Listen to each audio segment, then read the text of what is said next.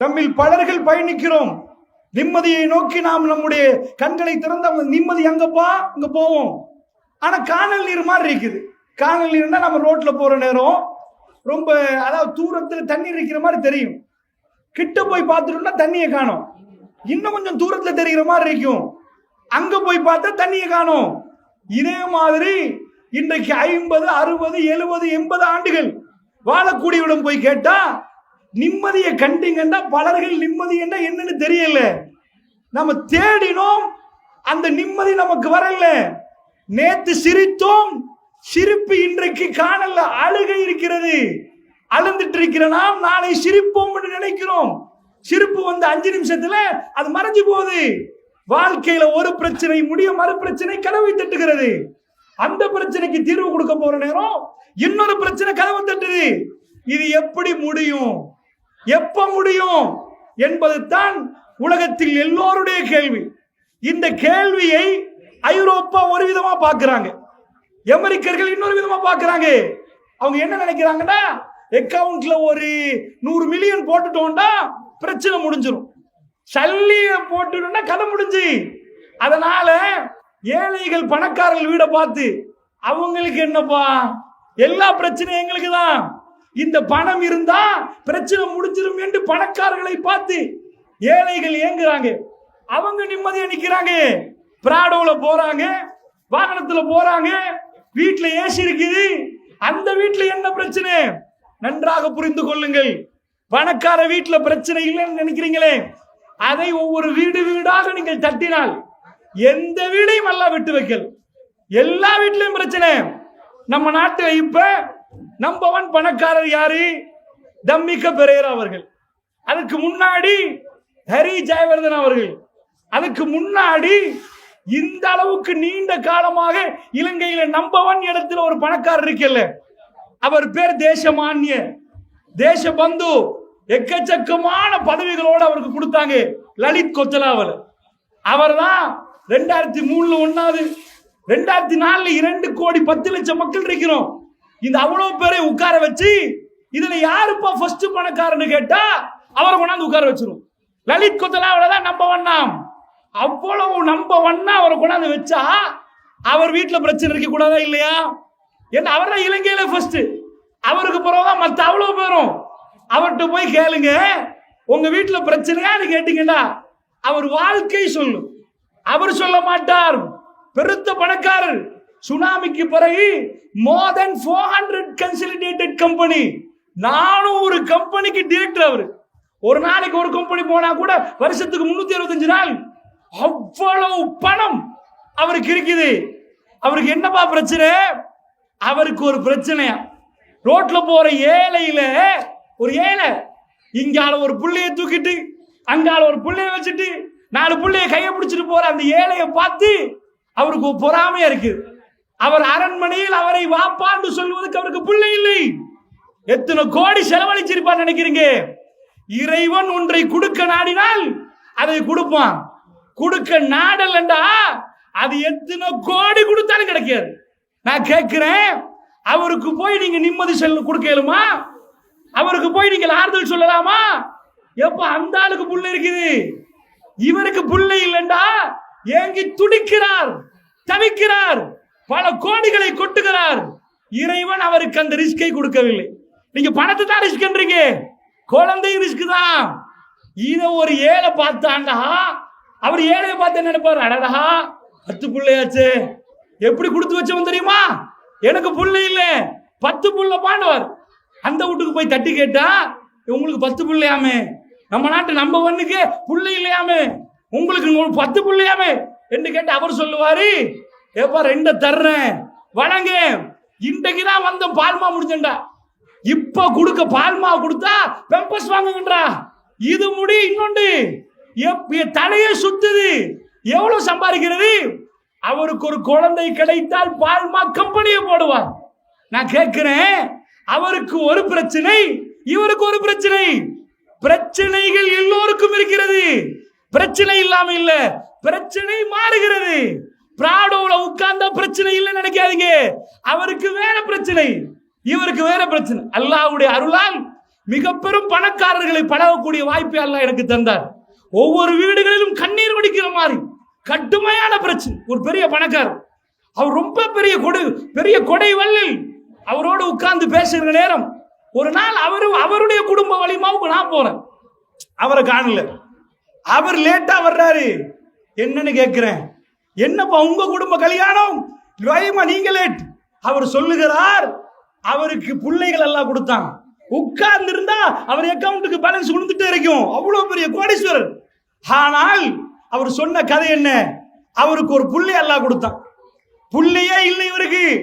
சரிப்பான் அவருக்கு புள்ளைய கொடுத்தா இன்னொரு ஆளுக்கு எல்லாம் புள்ளைய கொடுக்குறான். 4 புள்ளைய கொடுத்த ஒரு புள்ளைய டவுன்ஸ் ஆக்கிட்டான். டவுன்ஸ் தெரியுமா?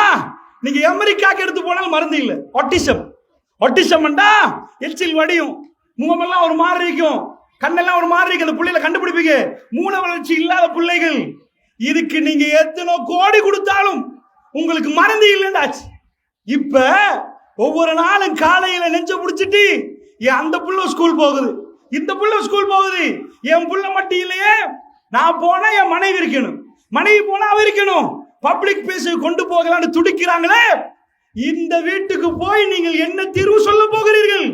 நிம்மதி கொடுக்கலாமா? பார்மசியில் ஏதாவது டேப்லெட் விற்கிறாங்களா? அதை எடுத்து போட்டா சரியா வந்துருமா? எதுக்கு யாரு நிம்மதி கொடுப்பது? ஏழை வீட்டிலும் பிரச்சனை, பணக்கார வீட்டில் பேர நினைக்கிறாங்க பணக்காரனுக்கு பிரச்சனை இல்லைண்டி. பணக்காரன் பார்க்கிறான், அடடா என் வீட்டில் ஏசி போட்டு பெட்டை 10 லட்சத்துக்கு போய் வாங்கி இப்பதான் மெட்ரஸ் எல்லாம் போட்டு அப்படி செஞ்சு வச்சிருக்கிறோம். அவன் பிறண்டு தூங்க பார்க்கிற, ராத்திரி தூக்கம் இல்லை. பணக்காரர்கள் பப்ளிக் மீடியாவில் சொன்னதை நீங்கள் யூடியூப் வாயிலா பார்த்திருப்பீங்க. நான் பேர்களை பப்ளிக்கா கோட் பண்ண விரும்பல. ஷாக்கில் நான் தூக்க மாத்திர இலங்கையில பெரிய பணக்கார ஒரு ஆள் அண்மையில பேசுறாரு, பப்ளிக்கா பேசுறாரு. ஷாக்கில தூக்க மாத்திரையை வச்சுட்டு தான் நான் பயணிக்கிறேன். அல்லாஹ்வுடைய நல்லடியார்களே, ஜனாதிபதி உடைய சகோதரர் ஒரு ஆள் என்ன கேட்கிறேன், இந்த பேமெண்ட்ல போய் பாத்தீங்கன்னா 10 லட்சம் இல்ல, பெட் 20 லட்சம் இல்ல, இவ்வளவு பெரிய சத்தத்துல ஒரு பணம் ஒண்ணுமே போடல. அம்மாடி 9 மணிக்கு தூக்கம். அவருக்கு வரது தூக்கத்தை பார்த்தா இவர் ராத்திரி 2 மணிக்கு உட்காருவான் பெட்ல, திடீரென முடிப்பாரு, தூக்கம் இல்லை. நான் கேட்கிறேன், தூக்கம் முக்கியமா பெட் முக்கியமா? எதுக்கு பெட் வாங்கணும்? தூக்கம் வரணும் என்பதுக்கு வாங்கிடும். அல்லாஹ் சில பேருக்கு தூக்கத்தை கொடுத்து பெட்டை வாங்கிட்டான். இவனுக்கு பெட்டை கொடுத்து தூக்கத்தை எடுத்துட்டான். 2 மாதிரி நடக்குது, குழம்பி போகுது. ஒரு இளைஞர் எடுக்கு, அந்த இளைஞர் எதுக்கு பணம் சம்பாதிப்பான்? விதவிதமா சாப்பிடணும்பா, அதை எடுக்கணும் இதை எடுக்கணும், பாபிக்கு அது இது எல்லாத்தையும் சாப்பிடுற மாதிரி. அல்லாஹ் என்ன பண்ற, இளமையில் அவன் கேட்கிற நேரம் அவன் கையில் ஒரு டைம்ல கொடுக்குறான். பணம் கொட்டுது. பணம் கொட்டினா பெரிய புஃபேக்கு போனா பல பேர் சாப்பிடவே மாட்டாங்க. ஏன் சாப்பிட மாட்டாங்க? உப்பு போட்டான்னு கேட்பாங்க. அட உப்பு போடாம தான் செய்வானா? உப்பு போட்டா டேஞ்சரா போயிடும். உப்பு போடாட்டி இந்தியாவில இருந்து ஒரு பெரிய ஆளை கூட்டி வந்து பிரியாணி சமைச்சாலும் உப்பு இல்லைன்னா குப்பையில போடணும். உப்பு போட்டேன்னு கேட்கிற அளவுக்கு அல்லாஹ் சோதிக்கிறான். பெரிய கோடீஸ்வரர். இந்த உலகத்துல ஃபர்ஸ்ட் இன்பம் எது? ஒரு மனுஷன் பிரைமரி சாப்பாடு டேஸ்டா கிடைக்கணும். அதுல டேஸ்ட் இல்லாமலாக்கி பசிக்கு சாப்பிடுனாக்கிட்டான். பல பேரை பார்க்கிறோம். சோகத்துல ஆஸ்திரேலியா பிரதமர் வந்தாரு. வந்து இங்க வந்தது கொஞ்ச நேரம், அங்கிள் ஜாகிங் போறார். என்னப்பா இந்த சோகம் மாநாடு நடந்துச்சு. அந்த நேரத்துல அவர் எதுக்கு போறாருன்னா அது போட்டி பிரச்சனையா. பல பேரை ஜனாதிபதியாக்கி பிரதமராக்கி ஏசியில நிக்கணும்.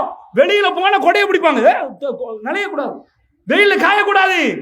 ஆனால் அவர் என்ன பண்ணணும்? காலையில் 5 மணிக்கு அங்கிருந்து அங்க போகணும், இங்க இருந்து இங்க வரணும். உலகத்துள்ள ஜனாதிபதி மார்களுக்கு இந்த வேலை. இப்படியே குந்திட்டீங்கன்னா செத்து போயிருவேன்றான் டாக்டர். அதனால இப்படி போன்றான். ஒரு ஏழை நாட்டாம தூக்கி மூட்டையை தூக்கி வேர்வை வடிக்கிறது வேற. ஆனால் பணக்காரர்கள் எங்களுக்கு வேர்வையே வரக்கூடாதுன்றத செத்து போயிருவாங்களாம். நான் என்ன உங்களுக்கு சொல்ல வரேன்டா, இந்த நிம்மதியை பொறுத்தளவுல இது யாருக்கு? இதுதான் விலை மதிக்க முடியாது. இதுதான் ஆக பெருமதியானது.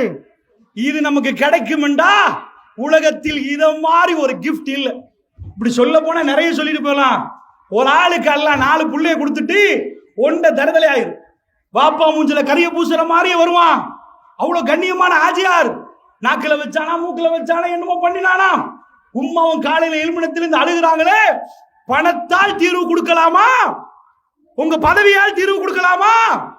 எதால தீர்வு கொடுக்கலாம்? இவங்களுக்கு நிம்மதி கொடுப்பது எப்படி சொல்லுங்க? இது எதனாலும் கொடுக்க இயலாது.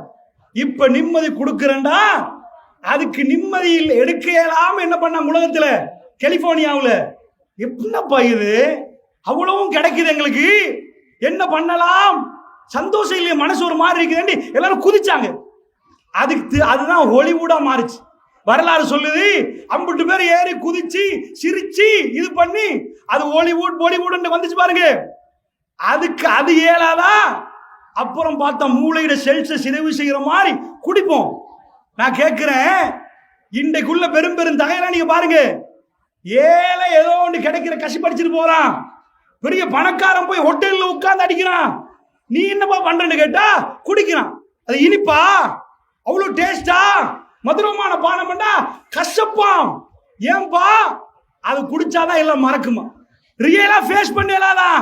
நீங்க இப்போ உங்க எழுதிக்கோங்க, பேனா எடுத்துட்டு எவெல்லாம் நம்ப பண்ண நினைக்கிறீங்களோ அவன் 50 பேர் கண்ணையும் பாருங்க. இவன் குடிச்ச கண்ணா இல்லையா? குடிக்கிறானா இல்லையா? இவன் எவனுக்கு நிம்மதி இல்லை. இவன் எவனும் வந்து குடிக்கிறானா நிம்மதி இல்லை. அப்ப அல்லாஹ் எங்களுக்கு தந்த கிஃப்ட்ல ஒரு 100 சிங்கத்தை உட்கார வச்சு 100 வருஷம் கொடுத்து இந்த மைக்கை கண்டுபிடிக்குமா? நாங்க மனுஷன் எது? எங்களுக்கு தந்த அறிவு தான் கிஃப்ட். மனுஷன் என்ன பண்றா? அறிவு தான்டா பிரச்சனை.